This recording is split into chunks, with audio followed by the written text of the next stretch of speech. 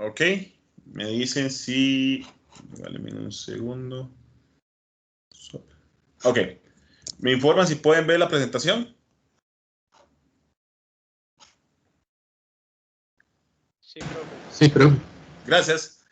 Bien, es un adendum sobre los efectos de temperatura, que la semana pasada lo dejamos como una especie de tarea moral, digamos. Les dije que esta semana los íbamos a completar, no quería como cansarlos.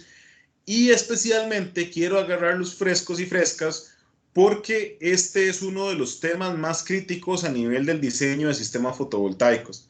Aunque ustedes no lo crean, es donde principalmente se puede llegar a perder dinero. De ahí la importancia de generar este énfasis y entender muy bien esta parte del efecto de la temperatura. ¿Okay? Recapitulando de la semana anterior, nosotros tenemos que, aprendimos a visualizar lo que es la hoja de datos, ¿ok? En la hoja de datos tenemos características eléctricas, características mecánicas y hablamos muy por encima sobre las características de temperatura. En una de las diapositivas quedó establecido unos ejercicios para la parte de estimación. ¿Qué les dije? Que esos ejercicios iban a ser tarea moral, que los íbamos a retomar el día de hoy. Y justamente esa es la idea porque hay que tener cierto cuidado con la parte de temperatura. Como nosotros estuvimos viendo en la clase de las físicas del semiconductor, cuando nosotros tenemos mayor temperatura suceden dos cosas no deseadas. La primera, o una es una deseada y la otra que la contrarresta.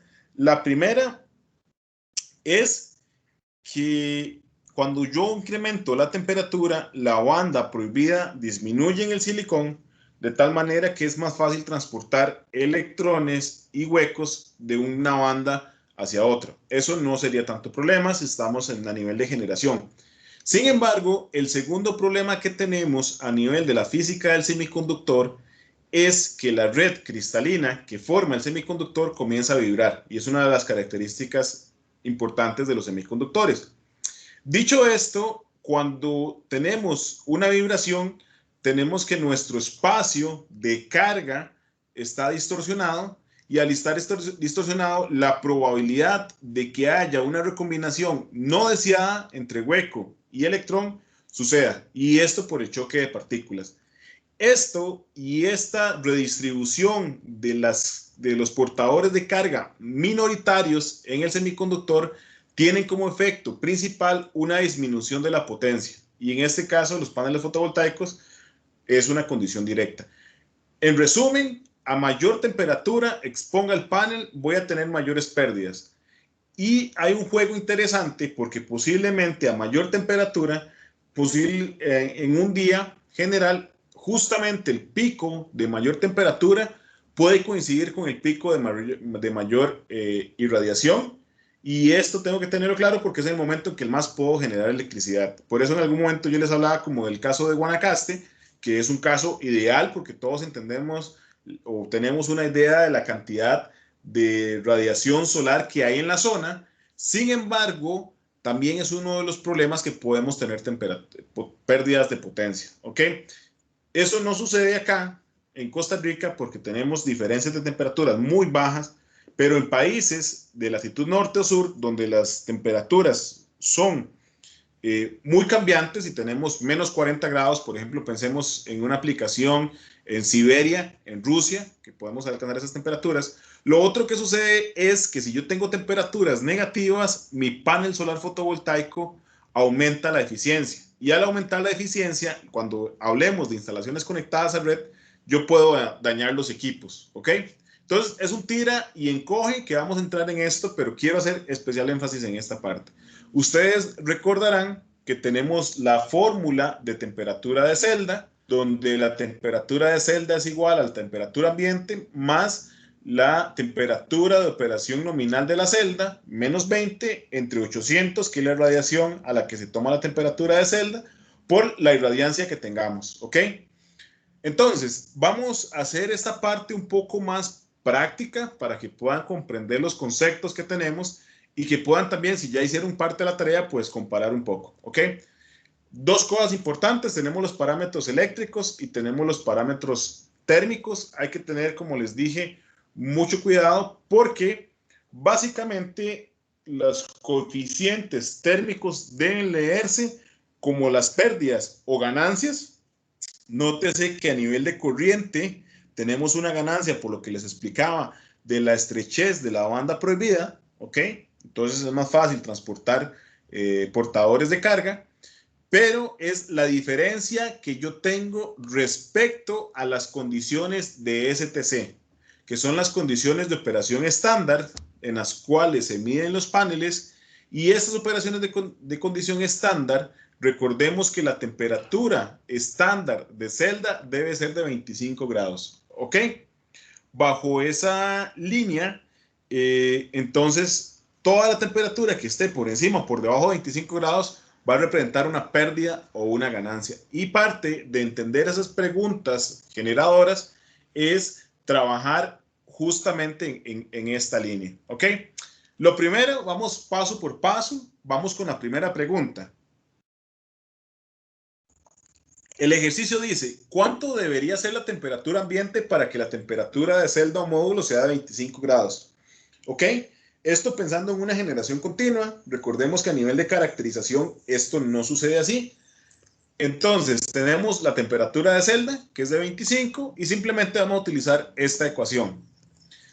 Vamos a tener que la temperatura de celda es igual a la temperatura ambiente más la temperatura nominal de la celda, que es 44 grados en este caso, menos 20 dividido entre 800 por la irradiancia que tengamos en este momento. Supongamos que la irradiancia es bajo condiciones de operación estándar. Eso significa que estamos teniendo una irradiancia de 1000 watts por metro cuadrado, ¿ok? Entonces, en este caso, sustituimos los valores. 25 grados es la temperatura de la celda, temperatura ambiente. 44 es la temperatura que tenemos en la hoja de datos, menos 20 entre 800 por 1000 watts por metro cuadrado, ¿ok? Y generar la conversión nos da que la temperatura ambiente, para que un panel genere y se mantenga a 25 grados, el ambiente debería estar a menos 5. Definitivamente una temperatura que prácticamente no se puede alcanzar en Costa Rica. Y si se alcanza es bajo condiciones posiblemente donde no hay sol, ¿ok? En las noches o en las madrugadas en zonas montañosas. Entonces, la primera pregunta creo que es bastante simple, sin embargo es la base de ir entendiendo cómo funciona la dinámica de pérdidas. Ok, viene una pregunta al revés. Si la temperatura máxima es de 30 grados Celsius, ¿ok? ¿Cuánto es la temperatura de la celda? En este caso, la ecuación es un poco más simple. Volvemos a la misma ecuación. Supongamos condiciones de operación estándar y tenemos que 30 grados Celsius más 44 menos 20 entre 800 por 1000 watts por metro cuadrado, y esto es suponiendo condiciones de operación estándar, nos da que una temperatura de celda es de 60 grados. Nótese cómo la temperatura de celda incrementa de forma abrupta en función de la cantidad de sol que recibe y la temperatura ambiente. Si, por ejemplo, que es el caso común de Costa Rica a mediodía, tuviéramos por acá 1300, 1200 watts por metro cuadrado, eso significa que la temperatura también se va a incrementar. Esto genera muchos conflictos, muchos problemas. Principalmente genera choques térmicos que son dañinos y que los vamos a ver mucho más adelante en el curso respecto a los posibles daños que presenta una celda solar fotovoltaica. Entonces, esto para que lo tengan un poco en consideración. Creo que esas eran las dos preguntas fáciles de acuerdo a lo que vimos. Ahora, ¿cómo nosotros tomamos los coeficientes de potencia y de voltaje? ¿Ok?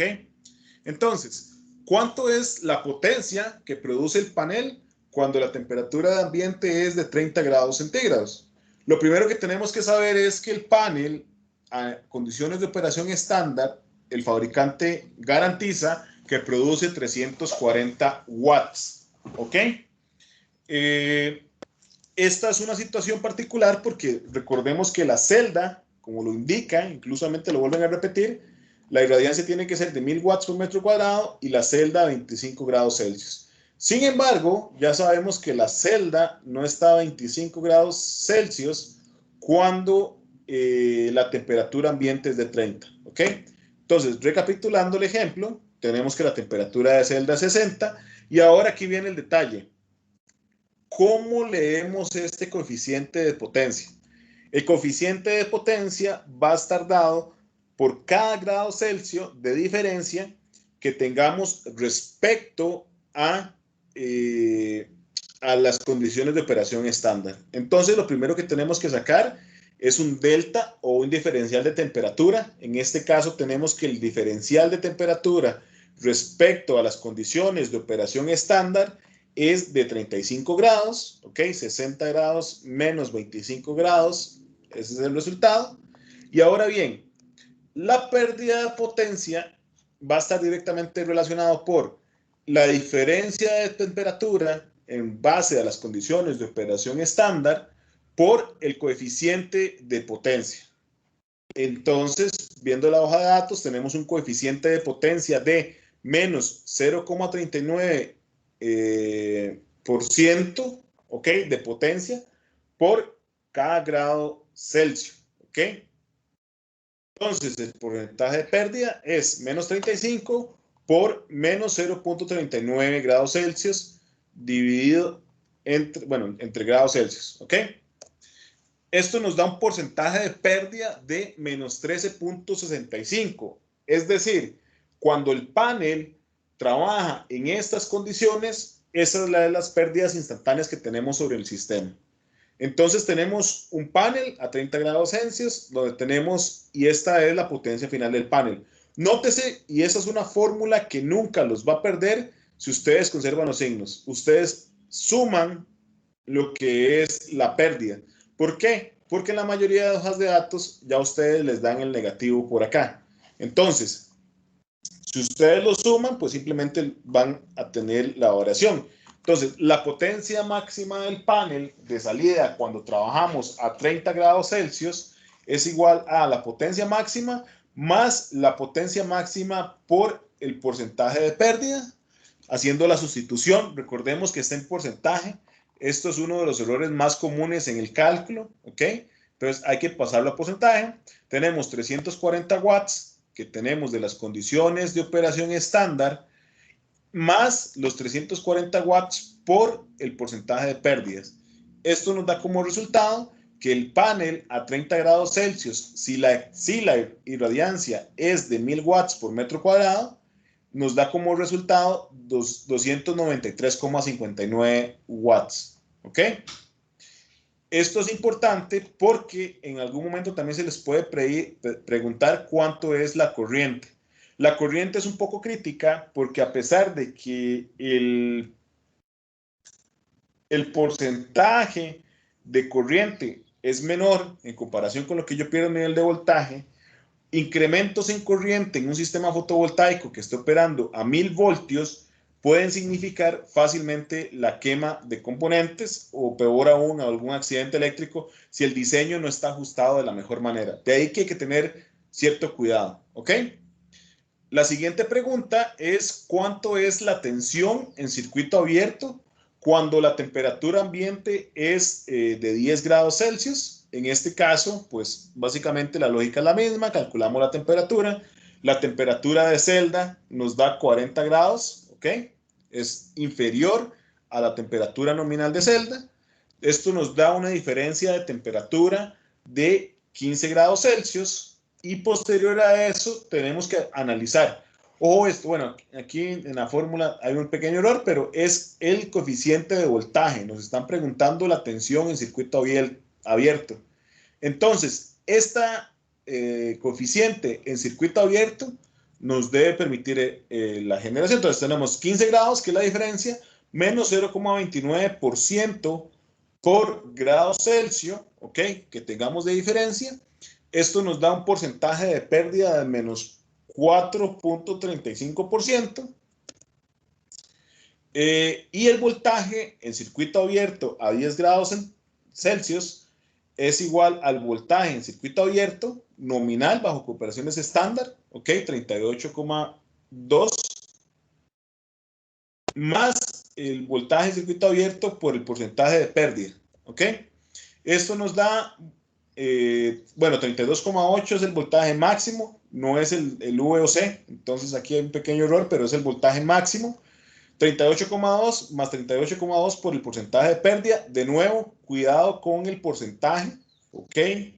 Porque este es un error muy común que cometen a la hora de hacer diseños. Y eso nos da como resultado que el voltaje máximo del sistema es de 36,54 voltios, ¿ok? Hay una reducción. Nada más hay que tener cierto cuidado. En realidad, como lo pueden ver, es relativamente simple.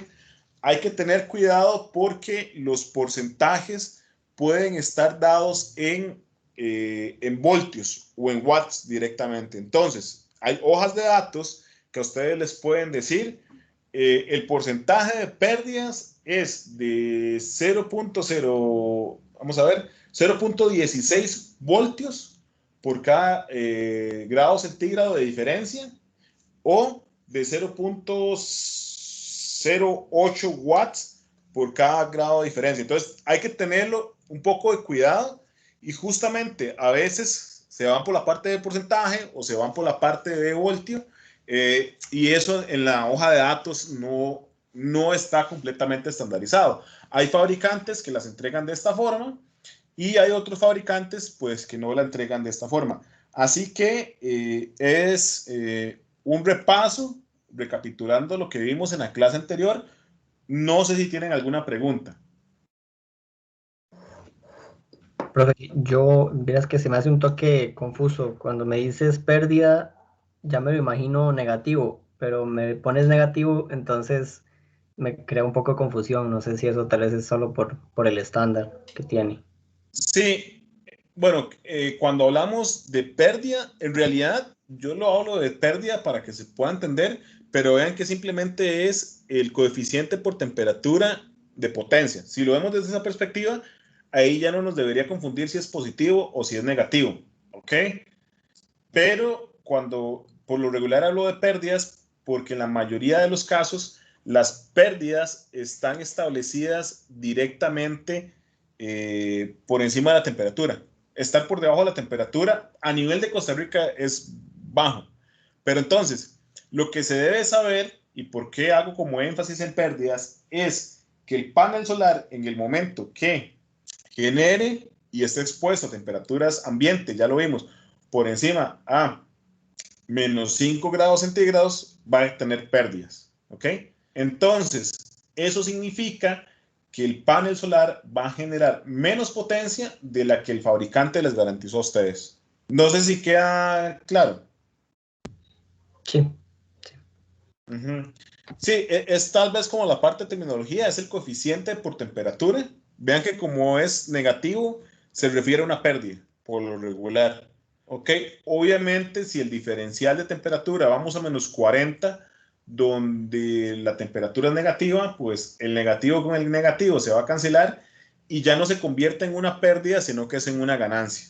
Ok, y esto es fundamental, básicamente que estoy haciendo una sección de la clase dedicada al quiz, porque por aquí viene el examen corto de tecnología fotovoltaica, más la generación de ciertos arreglos, ¿ok? Y tal vez No hay solo que... como Sí. para recordar un toque, si puedes devolverte un toque a los cálculos.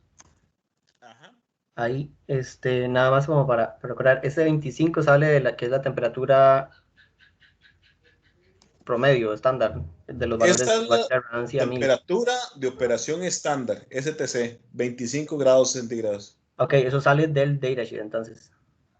Ahí es donde... Directamente del datasheet y si no, la hoja de datos, ustedes siempre deben asumir la STC. El fabricante bajo el estándar tiene que presentarla bajo STC. Ok, ok, perfecto. Gracias. Muy bien, ¿alguna otra pregunta?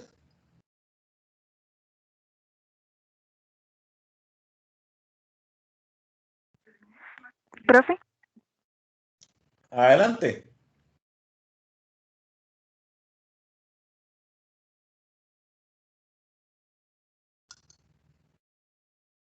Sí, adelante.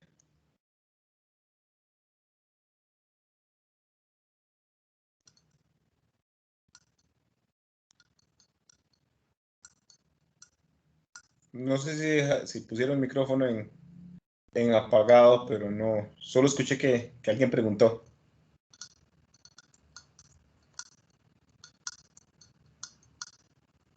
¿Alguna otra pregunta?